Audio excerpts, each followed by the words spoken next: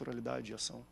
Eu acho, como eu vinha falando, né, é um pouco complexo porque, imagina, cada um de nós aqui temos as nossas vontades. Imagina você tentar descobrir qual é a sua real motivação, qual é a sua vontade, por que você está num lugar, quer dizer, você está lá de coração ou você está lá porque você tem que ir, porque você é obrigado. Então, já existe essa situação, né? Então, o homem ele precisa descobrir a vontade de Deus. Mas, como o André falou, eu penso assim, isso já começa meio contaminado. Por quê?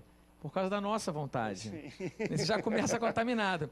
Então, eu prefiro, em vez de eu chegar e falar, eu estou precisando tentar descobrir a vontade de Deus, isso pode ser perigoso. E ficar orando para descobrir a vontade de Deus, como se eu, vamos dizer assim, comovesse Deus, ele está bom, eu vou te revelar a minha vontade. Eu acho que, em vez de eu gastar tempo nisso, eu prefiro que Deus me comissione de algo, porque muitas vezes a vontade dele, eu penso que ela vem de cima para baixo, vamos dizer assim, de fora para dentro. E tudo que a gente faz que é comissionado por Deus, Deus, vamos dizer assim, ele vai honrar até o fim, a gente está guardado e protegido, porque, por exemplo, a vontade na sociedade é que, vamos supor, haja ordem. Então, você tem o policial, aqui no Rio de Janeiro, a Polícia Militar, a PM, então a vontade é que haja ordem. Mas, se eu estou aqui e vejo alguém avançando o sinal, arriscando a vida de alguém, eu não posso chegar e me comportar como um policial militar, apesar de que a vontade do governo seja essa. Eu não posso prender ninguém, não posso dar uma multa. Agora, quem é comissionado pelo governo, o policial, ele pode. Então, o que eu estou dizendo com isso? Que muitas vezes Deus revela para ele a vontade dele de uma forma imediata para nós, né? Ele revela e diz, faça isso. E às vezes a gente não faz. E outras vezes a gente está gastando tempo para descobrir a vontade dele com uma contaminação que, na verdade, a gente quer que ele fale algo que a gente... Confirme o que a gente... o que a gente acha que é certo. Então, eu prefiro, vamos dizer assim, levar muito mais a vida, vamos dizer assim, no Manais, no seguinte sentido. Ver aquela voz, eu, de fora para dentro, eu reconheci como voz de Deus, vamos supor, como Gideão, então vamos molhar a lã, depois vamos ver se a terra a grama está molhada, vamos só confirmar na multidão de conselheiros da sabedoria e, vamos dizer assim, me render e obedecê-lo. Porque eu penso que aí sim, né, nesse caso, a soberania de Deus, Deus está sempre falando com a gente.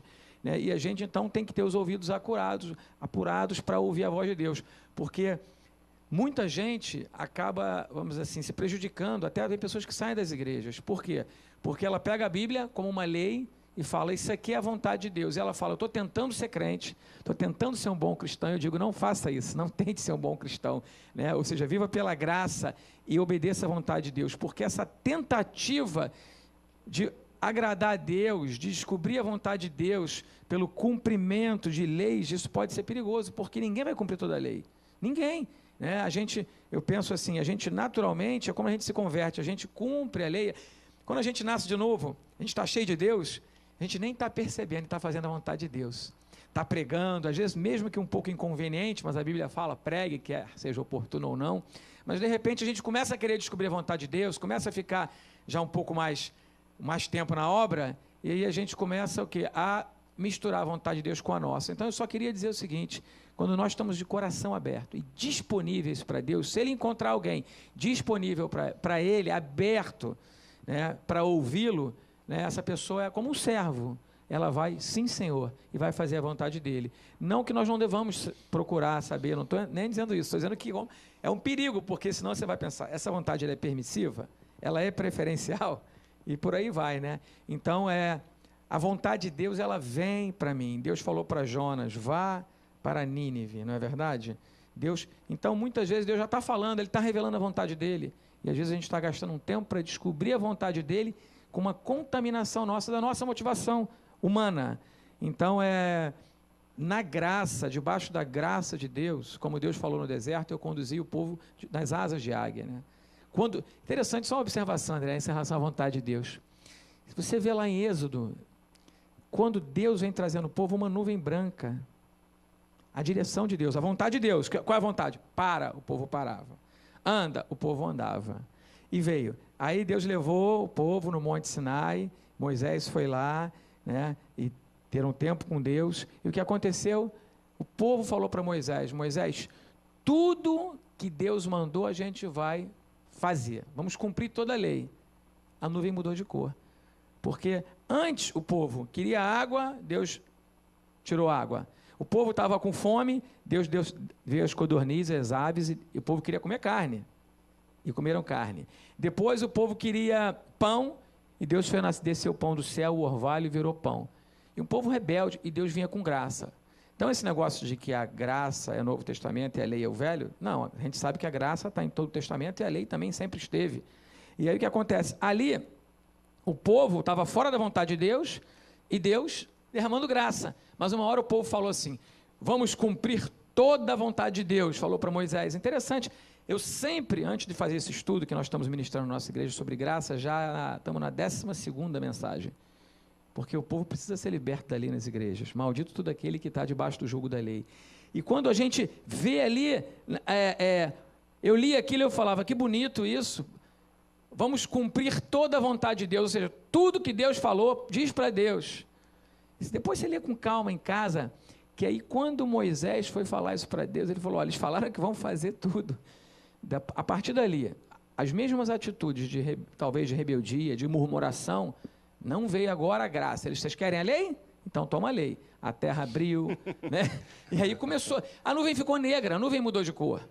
Então, às vezes a gente quer saber toda a vontade de Deus, eu quero cumprir a vontade de Deus e tudo, ou seja, eu quero fazer 100%, igual o irmão do filho pródigo que ficou, o filho pródigo foi, o irmão que ficou, ele estava lá.